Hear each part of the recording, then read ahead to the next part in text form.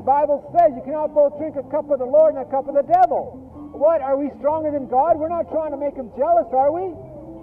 It says, what does the temple of God have to do with the temple of Belial? What does the light have to do with the darkness? What does the angel of life have to do with the angel of death? What does death have to do with life? What does the straw have to do with the grain? What does your carnal desire have to do with the soul, with the needs of your soul? You see, the carnal desire for humanity is not the need of the soul of humanity. The soul does not need money. The carnal needs of man require to have money, but the soul does not need money. The soul needs God. So if your soul is chasing money, then you are chasing after something that does not prosper. Your soul is involved with the things that are of the world. You see, there has to be a dividing. There has to be a balance between your flesh and your soul. The desires of carnal humanity does not inherit the kingdom of God. It is condemned, because it was the carnal desires of humanity that murdered Jesus Christ on the cross. And the salvation is no longer from natural selection of the soul or the flesh of a man. Salvation is now only through God, because we prove to God that we ourselves cannot save ourselves. We cannot transcend on our own. We cannot save ourselves. Our ways only bring death and destruction. Our ways are cursed because the devil has taken over the bodies of humanity. Lucifer, Satan, the devil, has taken over the will of humanity, who has not given themselves over to God. He has fragmented and darkened the hearts and the minds of men. And that sin living inside humanity will never inherit the kingdom of God. And there's no human being who is ever able to defeat sin entirely. And so only Jesus Christ was able to defeat sin. So he became the author and the finisher of life. He became the firstborn of salvation, the bar for all humanity to follow. He became the example for all humanity, because he was the only one who was able to fully conquer sin.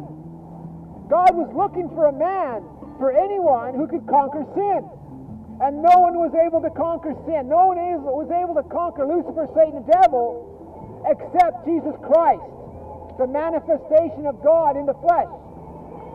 Lucifer, Satan, the devil, is a very powerful being. It is a cherub.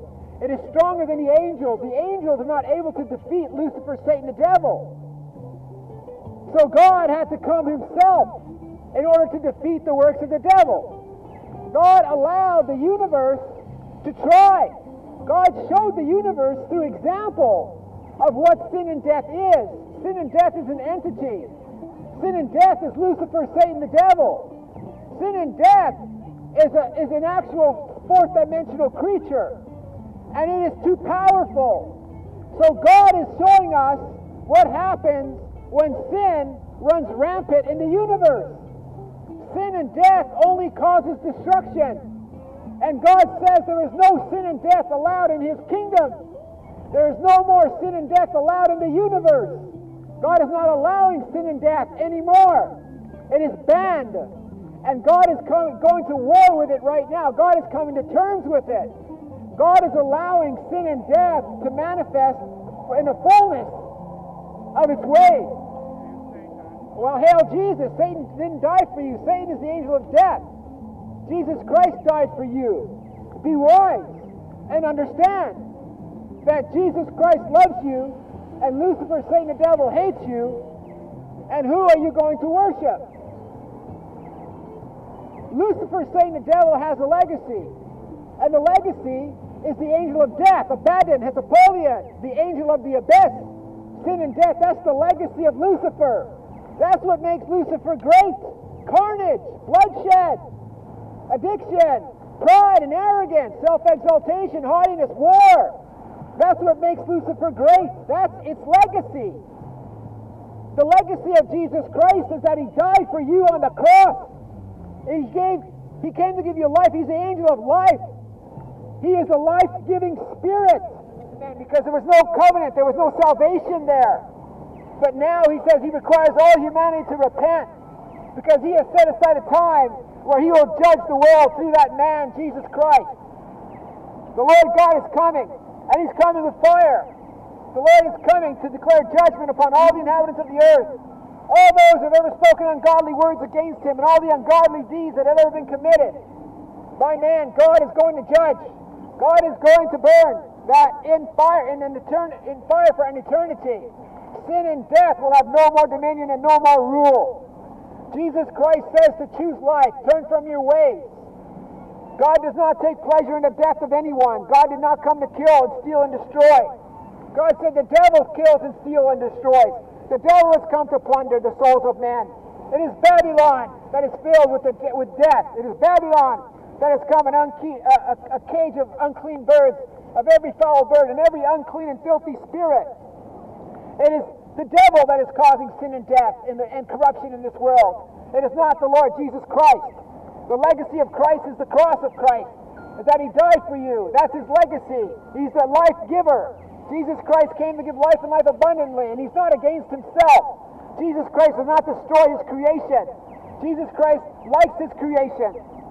But the devil himself, his legacy is the angel of death, the angel of the abyss, is Abaddon, and it's Apollyon, the angel of destruction. He is known as the destroyer. That's its legacy. It is skull and bones. You say it like it's a bad thing.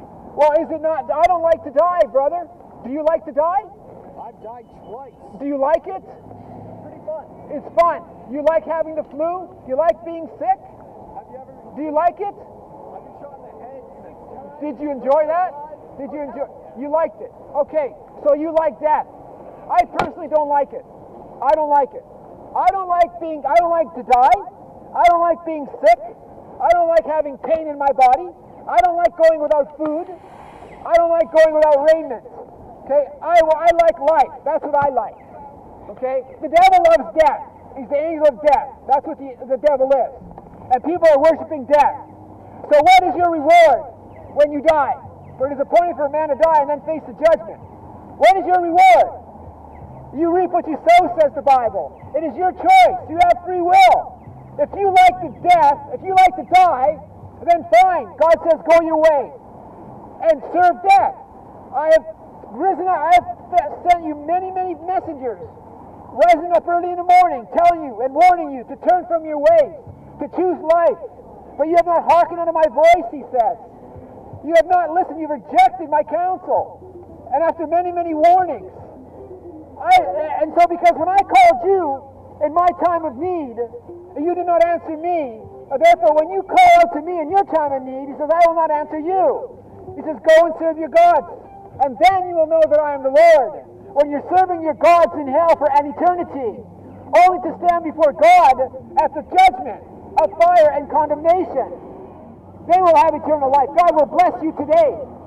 That's why God has sent his messengers, so that you can receive. For faith comes from hearing, and hearing is only of the word of God. But how can they hear unless a preacher is sent? A preacher ordained of the Lord, that you may fall into agreement, that you may seek God today, that you may understand that God is offering you eternal security today. God is offering you eternal life. God wants you to receive his love, the love of the cross, the greatest act of love in the history of the universe and in the history of the earth. There's never been an act of love like that in the history of creation.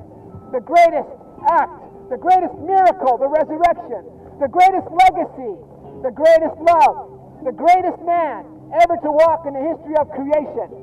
That is the bar for all humanity. Jesus Christ said, I have set before you an example that you should also do as I have done. Jesus Christ said, this is what I require of you. You do and you obey my commandments. You do as I have done. You pick up your own cross and you follow me daily. Follow the Lord. Follow the path of love. Follow righteousness. God says to seek his kingdom first, and then all those things will be added upon you. All those things are in his kingdom. Seek ye first the kingdom of God and his righteousness, and then all these things will be added unto you. And people ask, what is righteousness? You know, righteousness is the Holy Spirit of God living in you. The Lord God, our righteousness. A man cannot be justified for eternal life in his own way. A man must only have the Holy Spirit of God in him to be familiar to God, because man has proven itself to be unworthy of translating itself. We do not have eternal life. A man only brings death and suffering. It has been proven through the last covenant of the age past. God reproved the flesh and the soul of humanity. The only salvation now, the only thread of life is the Spirit of God Himself, His Spirit, living in us. Vancouver has a Spirit. It is the Spirit of Vancouver. But the Spirit of Vancouver needs to merge with the Spirit of Jesus Christ. There are many baptisms in this world, many religions, many associations, many groups, all different kinds of baptisms. We are spiritual beings, and those are spiritual baptisms. And you are what you eat. Your spiritual meat must be holy, must be of the Spirit of the cross of Christ. That's the only salvation, the only transcendency. That you be formed into the image of Jesus Christ, not the image of Lucifer, Satan, the devil. Jesus Christ said to Pontius Pilate, He said, Pilate, I'm a UFO. I'm a flying saucer, Pilate. I'm not of this world. My kingdom is not of this world. If my kingdoms were of this world, my people would fight. He said to his disciples, he would call legions of demons, or angels, and they would fight. But as it is, he says, this is not my kingdom. This world, as it is not my kingdom. It's not my kingdom. Jesus Christ said to his disciples, I go to my Father. I go and I prepare a place for you, so that where I am, there you shall also be with me. Jesus Christ said, store up treasures in heaven, because where your treasure is, there so your heart will be. What is the treasure? The treasure is the fruit of our lives to God, the fruit of our lips to God. You know, Jesus Christ said a parable. In the parable, he says that a rich man, he rented out his property, his vineyard, to people, to managers, to be the manager. And at the time of harvest, when he came to get his fruit, he said he was searching for the fruit. And they said, well, no. They said, this is the heir. He says, let's kill him. They killed him so they could keep the vineyard. And that's exactly what happened to Jesus Christ. They killed him so they could keep his seat. But you know what? Jesus Christ is coming back for those fruits. Jesus Christ is calling in all the loans. Do you know that this entire world, everything in this world belongs to God? Lucifer is claiming all these global parts. He's putting all his name, he's putting his signature on all these global products, all these hard drives, all these electric technologies, all cars and houses and companies and businesses and advertisements. Lucifer has his name, his logo plastered on everything, claiming everything to himself. But you know, those things belong to God. And that's where Lucifer stumbled. Lucifer took all the commerce for itself. Lucifer does not give the glory to God. He kept it all for himself. But you know what? God is going to call in all those loans. And God is going to require fruits from all humanity. God is going to require something from you when you stand before Him. God says, do not come to me empty-handed, He says in His Word. He says, you bring gifts to God. And it's the fruit of our lips and the storing of treasures. The Bible says that those who bring many to righteousness, to the Lord God, they will shine as a firmament forever and ever and ever. Those that bring people to righteousness. God says, woe to those who cause anyone, his neighbor, to stumble. For anyone who causes these little ones to stumble, better there be a millstone tied around their necks and they be tossed into the sea. Suffer these little children to come to me, He says. Teach your children of the Lord your God. Teach them of the acts of old, of what He has done for you. Teach your children the goodness of the Lord Jesus Christ.